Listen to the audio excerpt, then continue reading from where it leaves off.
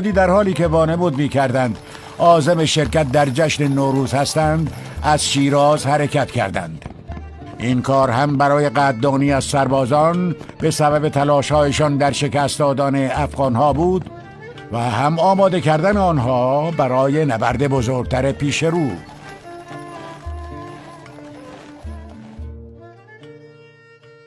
ارتش نادر ابتدا در غرب مستقر شد.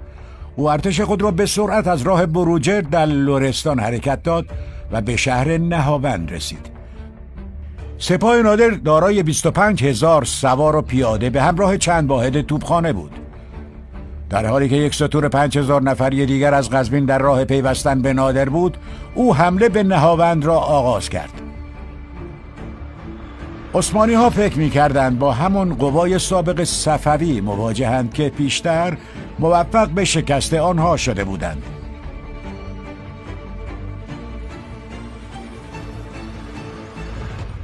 از همین رو در میدان نبرد به شدت غافلگیر شدند و با وجود پایداری اولیه شکست خورده و با از دست دادن نیمی از لشکر 15,000 نفری، عثمان پاشا به اجبار به سوی توی سرکان عقب نشست.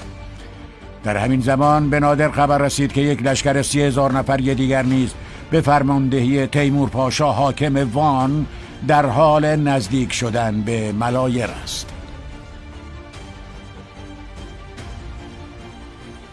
اکنون نادر با دشمنی روبرو شد که از بسیاری جهات ترکیب خود ارتش ایران را در ساختار خود داشت.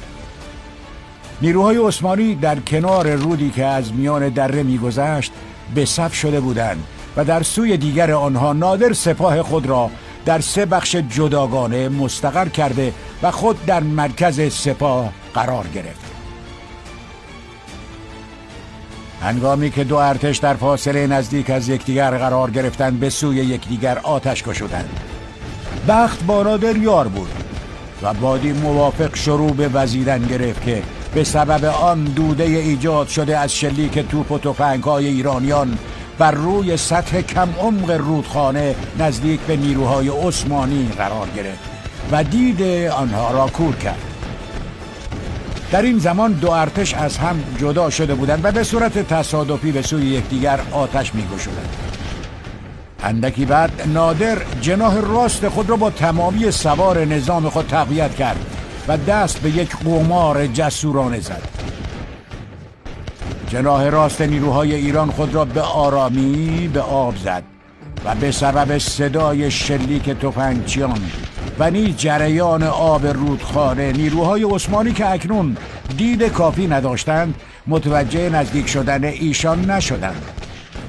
سواران قدرتمند ایران به همراه جزایرچیهای نادر که علاوه بر تفنگچیان ماهر شمشیر زنانی سهمناک بودند به یک بار با سرعت هرچه تمامتر خود را به جناح چپ عثمانی زدند و ایشان را مات و مبهوت گذاشتند.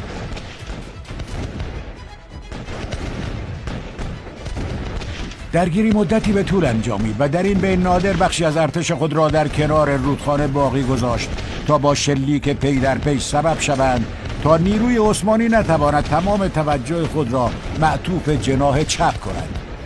سپس نادر با گارد ویژه‌اش به همراه بخش دیگری از ارتش خود به کمک جناح راستش شتافت. حال قوای عثمانی که تحت فشار شدیدی قرار داشت با زمین خوردن افسر ارشد و پرچمدار سپاه روی خود را باخته و پا به فرار گذاشتند. نادر در ابتدا ایشان را تعقیب نکرد و به سراغ باقی مانده نیروهای عثمانی رفت و آنها را محاصره و منهدم کرد. سپس سوار نظام خود را به تعقیب فراریان واداشت و بسیاری از ایشان را به اسارت در